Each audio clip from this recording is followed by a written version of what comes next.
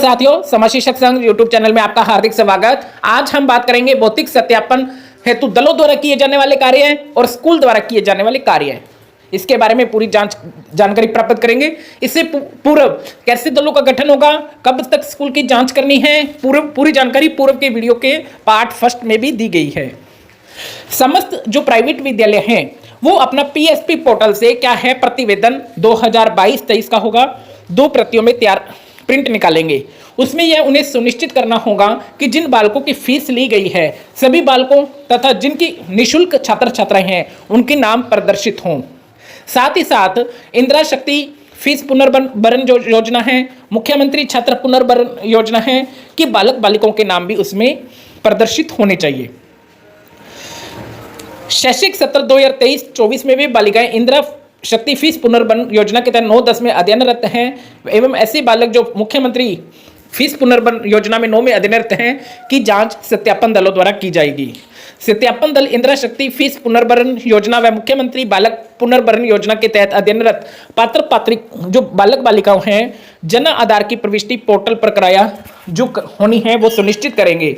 साथ ही सत्यापन प्रतिवेदन में रिक्त रहे बालक बालिकाओं के जन आधार की प्रविष्टि करेंगे। इन्हीं जन आधार से लिंक अकाउंट में जो डीबीटी के माध्यम से उनकी फीस का पुनर्भरण होगा, यानी छात्रों का जो जन आधार है वो पोर्टल पर लिंक होना, वेरीफाई होना अत्यंत आवश्यक है। भौतिक सत्यापन के दंड के अवलोकन हेतु बालकों के जो आवेदन पत्र हैं, रिपोर्ट प्रपत्र है, कैश बुक है, रसीद है, बैंक की पासबुक है, एसआर रजिस्टर है, क्लास अटेंडेंस रजिस्टर है, पूर्व के सत्रों में आय के आधार पर प्रवेशित बालकों के आय प्रमाण पत्र तैयार रखें। आरटीआई अधिनियम की धारा 12(3) के तहत उक्त सूचनाएं जो विद्यालय द्वारा उपलब्ध कराना अति अनिवार्य है। सत्यापन दल विद्यालय द्वारा उपलब्ध कराए गए भौतिक सत्यापन के प्रिंट के आधार पर ही उपस्थित होकर पूर्व से भरी गई सूचनाओं का क्या करेंगे, सत्यापन। भौतिक सत्यापन प्रतिवेदन में विद्यालय की स्थिति, कक्षा स्तर, एंट्री, आयु पॉलिसी का भी ध्यान रखेंगे। विद्यालय की स्थिति के संबंध में ब्लॉक, शहरी स्थानीय निकाय इन्हें सत्यापित करिए। यदि विद्यालय के ग्राम वार्ड शहर में परिवर्तन है तो ऑनलाइन हो सकते हैं। प्रतिवेदन में सूचना भरने में कोई गलत है तो पेन से गोला करना है, उसके पास ही सही सूचना अंकित करनी है। इस प्रपत्र में पूर्व में भरे हुए डाटा में बदलाव से विद्यालय सहमत है। इनमें किसी भी प्रकार के परिवर्तन की स्थिति में इस सत्र में प्रवेशित बालकों का पोर्टल पर यथानुसार परिवर्तन हो जाएगा, जिसके लिए विद्यालय स्वयं जिम्मेदार होगा। भौतिक सत्यापन दल द्वारा विद्यालय के किसी भी दस्तावेज की छाया प्रति देने की मांग नहीं की जाएगी, न ही निरीक्षण प्रतिवेदन के साथ संलग्न की जाएगी।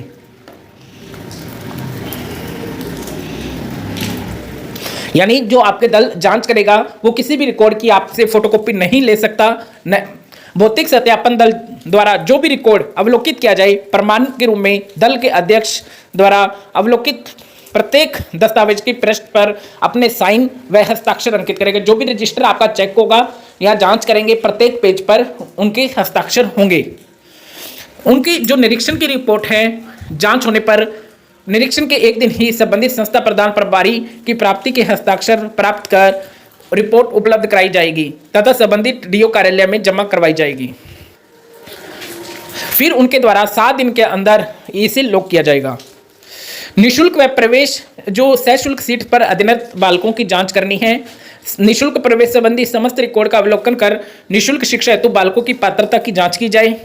उन्हें पुनर्भरण योग्य पाए गए बालकों को सत्यापित किया जाएगा। अपात्र पाए गए जो बालक प्रवेश के समय या पुनर्भरण योग्य नहीं पाए गए उनके अयोग्य होने के कारणों को कोड अंकित किया जाएगा।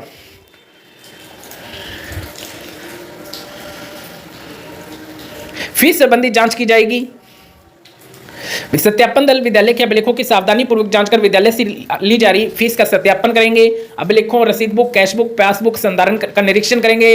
आवश्यक हो तो बालकों व अभिभावकों से बात कर फीस की पुष्टि भी कर सकते हैं। जो फीस है उसकी वास्तविक प्रविष्टि ही की जानी है। विद्यालय की फीस की जांच संबंधी जो निर्देश दिए गए हैं, जो नव प्रवेशित बालक हैं उनके आवेदन पत्रों की जांच की जाएगी।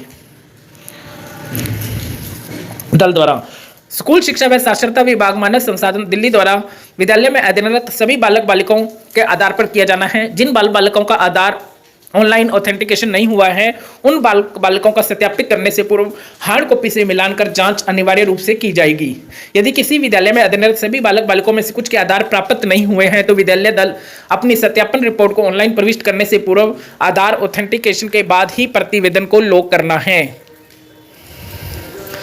संबंधित कार्यालय प्रत्येक विद्यालय को सत्यापन रिपोर्ट को कार्यालय की प्रति के आधार पर प्रमाणित करने से पूर्व यह सुनिश्चित करना है कि सभी छात्र छात्राओं के जो आधार हैं ऑथेंटिकेशन हो चुके हैं।